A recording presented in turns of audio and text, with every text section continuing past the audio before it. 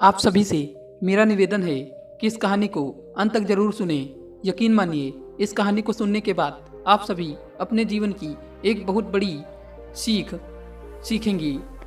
ये कहानी शुरू होती है एक लड़के से। एक बहुत गरीब लड़का था। वह हर रोज अपनी गाय को चराने के लिए लेकर जाता था। एक दिन ऐसा हुआ कि दोपहर में जब वह लड़का खाना खा रहा था, उसी समय एक मुसाफिर आया और वह बोला कि भाई, मुझे बहुत तेज भूख लगी है, कुछ खाने को दे दो। लड़के ने बोला, मेरी माँ ने मुझे एक रोटी दिया है, आओ हम उसमें से मिलकर खाते हैं। और लड़का उस रोटी को आधा आधा कर देता है। फिर वो दोनों खा लेते हैं। अगले दिन जब वह लड़का गाय चराने जाता है और जैसे खाना खाने बैठता है, ठीक उसी समय दो मुसाफिर आ जाते हैं और दोनों मुसाफिर कहते हैं, भाई मुझे बहुत ज़ोरों से भूख लगी है, कुछ खाने को दो।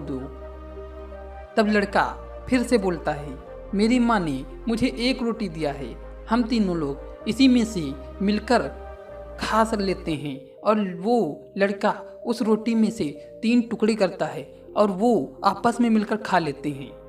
अगले दिन जब लड़का गाय चराने जाता है और जैसे ही खाना खाने जाता है, तभी 3 मुसाफिर आ जाते हैं।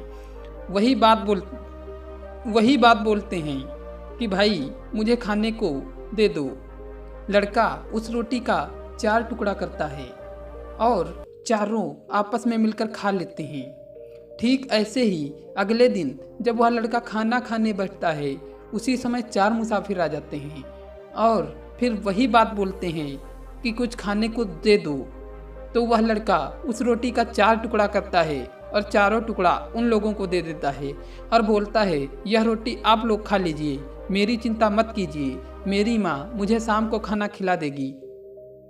खाना खाने के बाद लड़का उन मुसाफिरों से कहता है, भाई यदि आप सभी को रोज रोज आना है तो आप बता दीजिए, मेरी माँ एक रोटी ज़्यादा बनाकर दे देगी और हम लोग अच्छे से खा लेंगे।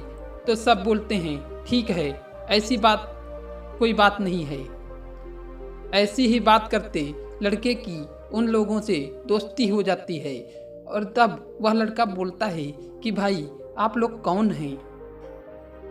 वह सभी लोग बताने से इनकार कर देते हैं और बहुत ज़्यादा रिक्वेस्ट करने के बाद उनमें से एक आदमी बोलता है, हम लोग यमदूत हैं, धरती पर लोगों का प्राण लेने के लिए आते हैं। इतना सुनते ही लड़का बताता है कि भाई आप मुझे बताइए, मेरी मृत्यु कब आएगी। तो वे सब यह बात बताने से मना कर देते हैं। काफ़ी समय के बाद उनमें से एक व्यक्ति बोलता है, चलो ठीक है, हम बता देते हैं तुम्हारी मृत्यु कब होगी। तुम जाकर, वह बोलता है कि तुम जिस दिन शादी करके घर आओगे और अपनी बीवी के पास पहली रात को मिलने के लिए जाओगे, उसी रात सीढ़ी पर सर्प के डसने से तुम्हारी मौत हो जाएगी। कुछ समय के बाद लड़के की शादी हो गई और वो लड़का पहली रात अपनी बीवी के पास मिलने के लिए जा ही रहा था। उसी समय सीढ़ी पर एक सर्प आता है और जो रेंग रहा होता है, यह सोच करके इसने खुद भूखा रहकर हमारा पेट भर रहा है और आज मुझे इसको डसना पड़ रहा है। तो उनमें से दूसरा बोलता है, डस लो, यह तो तुम हमारा काम है, हमको तो यह करना ही पड़ेगा। इतना बात सुनने के बाद वह लड़का बोलता है कि भाई मुझे बस 2 मिनट का समय दे दीजिए, ऊपर मेरी प्रेतमा मेरा इंतजार कर रही है, मैं उनसे मिलकर के आता हूँ, फिर आप मुझे डस लेना। तो सर्प बोलता है कि नहीं, हम आपको नहीं जाने दे सकते।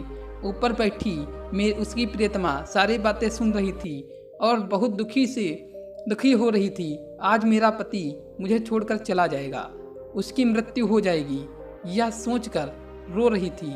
तभी उसी समय नीचे से एक गर्भवती महिला जा रही होती है और वह बोल रही होती है कि मुझे बहुत ज़ोर से भूख लगी है, कुछ खाने को हो तो दे दो, मुझे कुछ खिला दो। जैसे यह बात उसकी प्रियतमा सुनती है तो वह सोचती है, मेरे पास आज इतना सारा मिठाइयाँ खाने के लिए है, अब मैं इसका क्या करूँगा जब मेरी पति ही मर जाएगा। तो उन सभी मिठाइयों को अपने साड़ी के सहारे नीचे लटका देती है और जैसे ही गर्भवती महिला उस मिठाई को खा लेती है तो उसके दिल से आवाज आता है, तेरा सुहाग अमर रहे, तेरा सुहाग अमर रहे। यह बात यमराज जैसे सुनते हैं वह बोलते हैं, सर्प अब पीछे लौट जाओ, उसको मत डसना, क्योंकि उसको इस समय बहुत ही पावरफुल दुआ मिल चुकी है। अब हम इसको मार नहीं सकते। इसके बाद वहाँ से वह यमदूत वापस चले जाते हैं और वह लड़का अपनी बीवी के पास चला जाता है। दोस्तों, यह कहानी हमें सिखाती है कि हमेशा दूसरों की भला करते रहिए। जब हम दूसरों के बारे में भला सोचते हैं तो ऊपर वाला हमारे बारे में सोचता है। इस यूनिवर्स को जो हम देते हैं वही हमारे पास लौट कर आता है। जब ये आप पर निर्भर करता है कि आप इस यूनिवर्स को क्या देते हैं, अच्छाई या बुराई। हम जो देंगे वही हमारे पास लौट कर आएगा, और आप जो दे रहे हैं उसे कमेंट में करके ज़रूर बताइएगा। धन्यवाद।